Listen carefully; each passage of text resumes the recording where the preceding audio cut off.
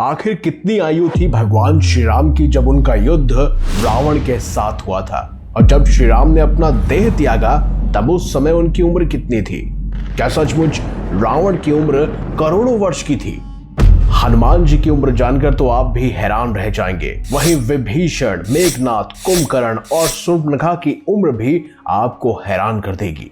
रामायण हमारे सनातन धर्म के महाकाव्यों में से एक है। साथ ही साथ इसमें मौजूद हर पात्र कुछ न कुछ सीख हमें देते हैं। वैसे भी रामायण महाकाव्य हमें बुराई पर अच्छाई की जीत को दर्शाता है और हर पात्र कुछ न कुछ अवश्य सिखाता है। आज की इस वीडियो में हम जानेंगे कि आखिर रामायण के मुख्य पात्रों की आयु कितनी थी। नमस्कार, मैं हूं प्रवीण, आप देख रहे हैं मिस्टीरियस सिंधु। तो चलिए अब करते हैं ज्ञान की बात। उम्र जानने की सूची में सबसे पहला नाम है रावण का।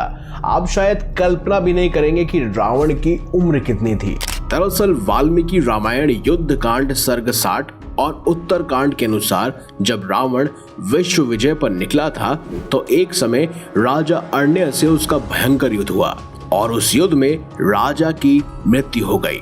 परंतु मृत्यु से पूर्व उन्होंने रावण को श्राप दिया था कि मेरे ही वंश में एक ऐसा श्रेष्ठ पुरुष उत्पन्न होगा जो तुझे पुत्र, मंत्री और सेना सहित युद्ध प्रांगण में मार डालेगा। अब ये इस बात की पुष्टि देता है कि रावण और भगवान श्री राम के बीच कई युगों पीढ़ियों का अंतर था।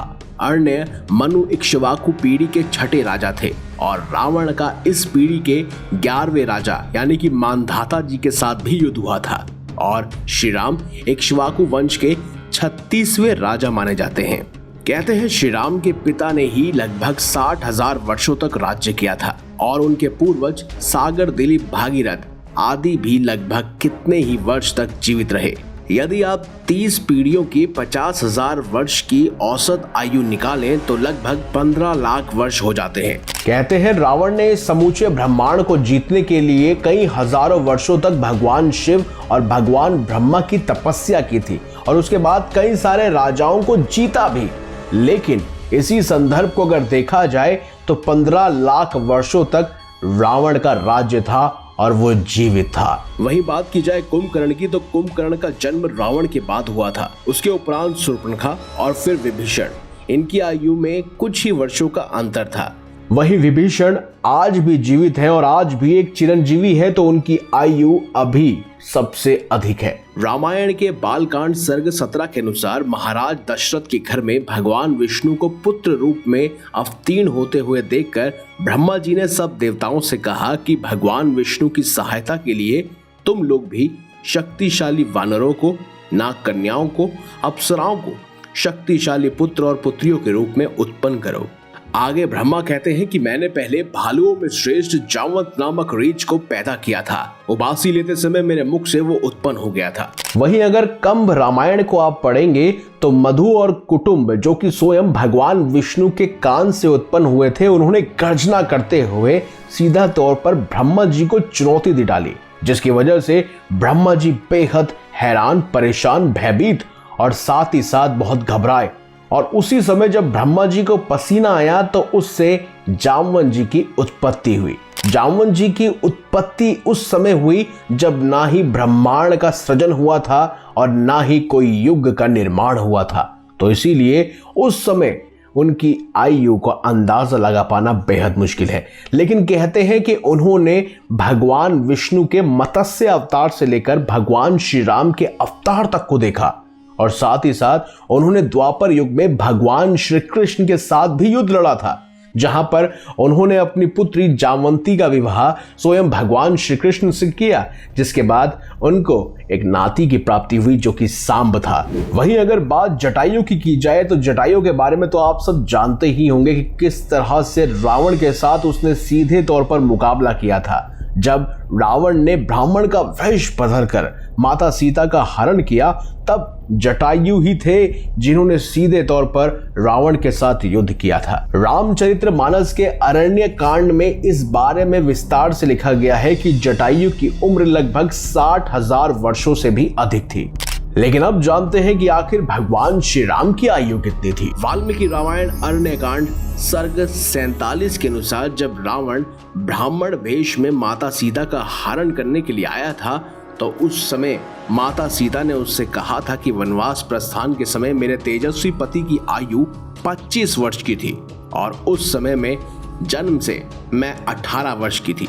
क्योंकि रावण के साथ युद्ध वनवास के अंत में हुआ तो युद्ध के समय श्री राम 39 वर्ष के थे और माता सीता 32 वर्ष की थी। सिर्फ यही नहीं दोस्तों, महाभारत के वन पर्व अध्याय 146 में भी इस बात का वर्णन मिलता है। जब स्वयं भीम की मुलाकात हनुमान जी के साथ हुई तब हनुमान जी ने श्री राम के बारे में बताते हुए कहा कि युद्ध समाप्ति के बाद 11,000 वर्षों तक श्री राम ने अयोध्या पर राज किया था। फिर वो अपने परम धाम चले गए थे।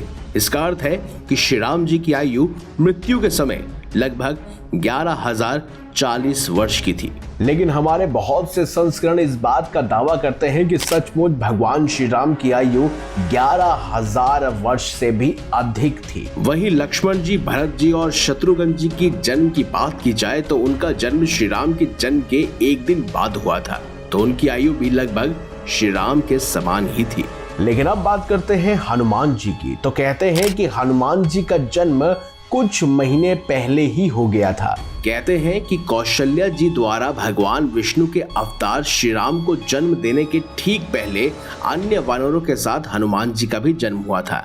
हनुमान जी श्री राम से कुछ ही महीने बड़े थे, तो श्री राम के परम धाम पधारने तक हनुमान जी की आयु भी श्री राम के समान ही थी। अब हनुमान जी की उम्र के बारे में ज्यादा ना जाने तो वो बेहतर है, क्योंकि हनुमान जी स्वयं चिरंजीवी है और वो कलयुग के अंत तक जीवित रहने वाले हैं, तो ऐसे में उनकी उम्र ना ही जाने तो वो बेहतर है।